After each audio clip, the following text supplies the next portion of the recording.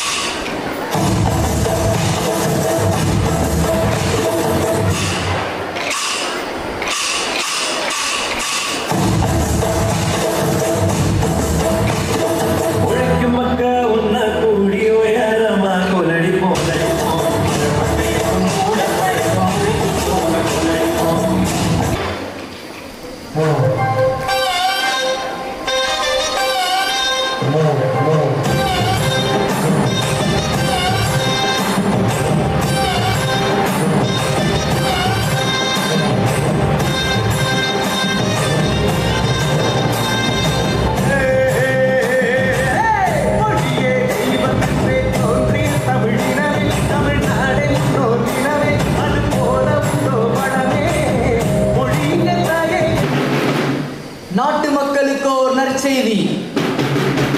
இதனால் அறிவிக்கப்படுவது என்னவென்றால், மன்னர் நடத்தும் போட்டியில் வெற்றி பெறுவதற்கு 1000 பொற்காசுகள் பரிசாக வழங்கப்படும்.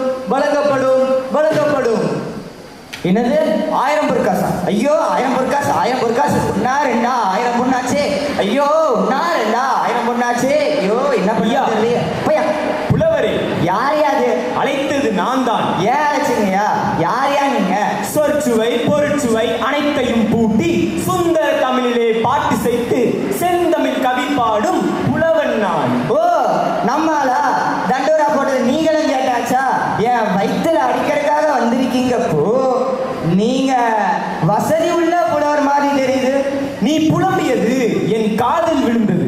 சரிடா, ஒளிந்திருந்து ஒட்டி கேட்டுப்பீங்க போல. ஒட்டி கேட்கும் பழக்கம் எனக்கு இல்லையப்பா. என்னது என்கிட்டயே போது பாக்குறாயா? ஆள் தான் சுமாரா இருப்பா, ஆனா என் புலமையை பத்தி உனக்கு தெரியாது. ஆமா, புலமை கேள்வியை நீ கேட்கிறாயா அல்லது நான் கேட்கட்டும்? வேணாம், நானே கேட்கிறேன். எனக்கு கேட்க மட்டும்தான் தெரியும். சரி கேள். பிரிக்க முடியாதது என்னவோ? தமிழும் சுவையும். பிரிய கூடாதது எதுகையும் மோனையும். சேர்ந்தே இருப்பது. வறுமையும் புலமையும். சேராதிருப்பது. அறிவும் பணமும். சொல்ல கூடாதது. பெண்ணிடம் ரகசியம். சொல்ல கூடியது. உண்மையின் தத்துவம். பார்க்க கூடாதது. பசியும் பஞ்சமும். பார்த்து ரசிப்பது. கலையும் அழகும். கலையில் சிறந்தது. இயலிசை நாடகம். நாடகம் என்பது நடிப்பும் பாட்டும். பாட்டுக்கு நாரதர். வீணைக்கு. வாணி. சொல்லுக்கு. அகத்தியன். வில்லுக்கு. விஜயன். ஆசைக்கு. நீ. அறிவுக்கு. நான். ஐயா புலவரே, ஆளை விட, எனக்கு அவ்வளவுதான் தெரியும்.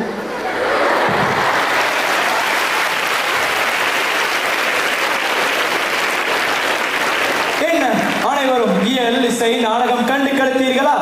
சங்க இலக்கிய நூல்களான 10 பாட்டு 8 தொகை 17 கீழ்கணக்கு நூல்களில் சொல்லாத அறநெறியே இல்லை. அறநெறியில் வாழ்ந்த புலவர்களையும் பார்த்தோம். ஒரு கவிஞனின் பேனா தலை குனிந்து போனால் இந்த சமுதாயம் தான் தலை நிமிர வேண்டும். அவன் தான் கவிஞன் என்பதையும் இங்கு பார்த்தோம். ஆனால் நாகரிகம் என்ற பெயரில் நாம் நம் பண்பாட்டையும் கலாச்சாரத்தையும் மறந்து போகிறோம்.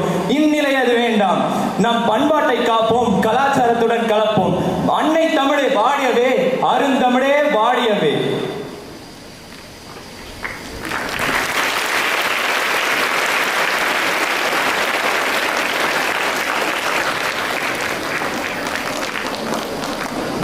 அருமையான நாடகம் நிகழ்த்திய மாணவர்களுக்கு நன்றி.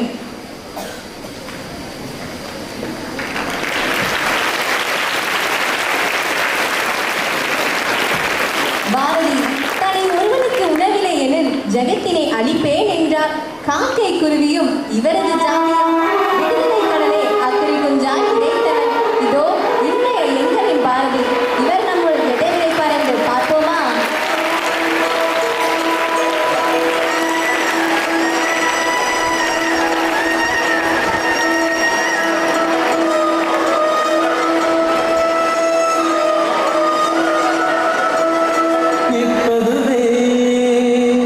வள்ளுவர் போல் பூமிதனில் கண்டதில்லை என்ற பாரதி என்பவர் இவ்வகனே